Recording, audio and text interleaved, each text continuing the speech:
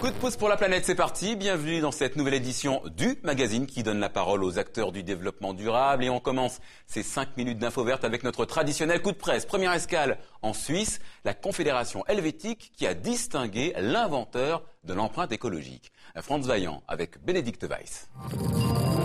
La Suisse récompense Mathis Wackernagel. Cet ingénieur vient de recevoir un prix de développement durable en récompense de ses précieux travaux. Il y a 10 ans, Mathis a inventé la fameuse empreinte écologique qui permet de comparer les besoins humains en ressources naturelles et les réserves dont dispose la planète. Shanghai en guerre contre le suremballage, elle est la première ville chinoise à adopter un règlement contre ce fléau moderne. Épaisseur, prix et volume des emballages sont désormais comptés et s'ils ne sont pas conformes, les contrevenants risquent une amende de 6 000 €. Les dodanes servent à freiner les voitures. Demain, ils produiront aussi de l'électricité. En Italie, une start-up vient de créer un ralentisseur qui convertit en électricité l'énergie produite par le passage des voitures. Le système sera installé sur une portion du périphérique à Milan. Il produirait pour 650 000 € d'électricité par an. Qui a dit que le bio était réservé à l'alimentation? Certainement pas nous. La preuve avec le coup de pouce de la semaine. Nous avons décidé de l'attribuer à ces parents qui ont fait le choix du vert pour leur bébé. Illustration en images et rencontre avec Sophie. Cette jeune maman a fait le choix du tout naturel pour son enfant. Reportage signé Mylène Girardot et Martin Van Den Bosch. Un biberon sans bisphénol A, du lait bio. À l'heure du repas, Sophie est une jeune maman éco-attentive. Mais pas question d'en rester là. Pour le change de Nathanaël, 4 mois, c'est eau et lingettes lavables. Quant aux couches... Et je préfère effectivement les couches bio, notamment pour une question d'odeur. Je trouve que ça n'a pas d'odeur, ce qui est agréable. Alors qu'avec les couches classiques, il y a une espèce d'odeur de produits chimiques. Aujourd'hui, elle teste les couches lavables. Pas de produits dangereux, moins énergivores à la fabrication. Elles ont tout pour plaire et même au porte-monnaie.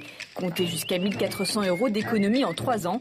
Et pour Sophie, le bilan est assez concluant. C'est très facile à mettre en fait.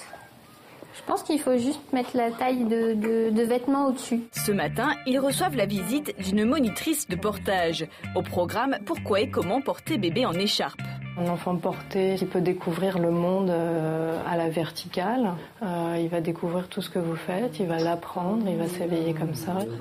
Écharpe ou porte-bébé, tous sont dits physiologiques, mais peu le sont vraiment. Alors optez pour un tissu teinté naturellement, mais surtout en serge croisé pour soutenir au mieux le dos de l'enfant. Ça va. Par contre, c'est bizarre parce que du coup, je le vois pas du tout. Il devrait être un tout petit peu plus bas, tu vois, que sa tête s'arrête là. Être une maman écolo, une tendance de fond. Malgré la crise, le bio ne cesse de progresser. Rien qu'en France, le marché a quadruplé en 10 ans. Et pour plus d'infos sur cette question, rendez-vous sur notre site internet. Un carton rouge siglé ONU cette semaine. C'est l'Inde qui est épinglée par ce rapport des Nations Unies. Enquête qui révèle que le droit des agricultrices n'est pas assez reconnu. 80% des femmes actives travaillent dans l'agriculture, 10% seulement possèdent des terres. Elles n'ont pas accès aux semences, aux outils agricoles, aux formations, aux crédits. Les Nations Unies appellent à accélérer l'émancipation des femmes pour garantir une meilleure sécurité alimentaire.